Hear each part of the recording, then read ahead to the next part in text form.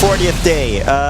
You talked a little bit about how the catastrophe and the things that are happening in the city really mixes up the gameplay. Can you explain about what part the catastrophe plays in the actual gameplay? Well, something is happening around you, right? So there's explosions. So sometimes it affects the environment. So we, like I said earlier, we really want a player to be in the middle of it. So sometimes the player could get separated. It's going to change the aspect of the map and stuff like that. And also, I guess it changes your position. You're just trying to survive sometimes, rather than having a specific objective or a mission. Yeah, exactly, because the game starts, you're on a normal mission, right? And at some point, there's just an invasion on Shanghai. You don't know who, you don't know why, but your objective at the beginning, like the map that we've shown, is to regroup with your intel officer, Alice Marie.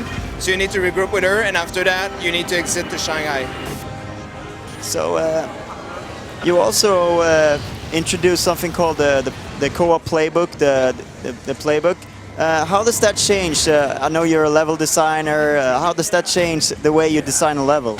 The way you design a level, it all depends like on a short range or long range weapon. For example, if I want to have a sniper and or I create the need for the player to have a sniper, he could go in the weapon customization and change it. Or if there's some mission that we integrate a lot of silencer gameplay, that means you can take off enemies without any knowing, so it's going to be easier. It takes time, it builds strategy, but after that it could make the game much easier.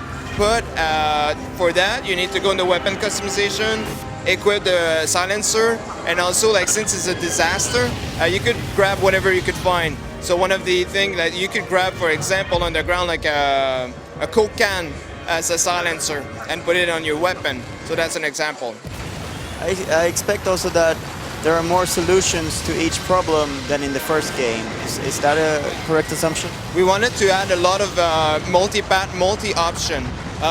We wanted to be less linear, so having, like, then again, more option and ways to complete it. Since it's like a small sandbox, right? You have like the two players and they need to build a strategy together. But to build a strategy, they need to have a lot of options.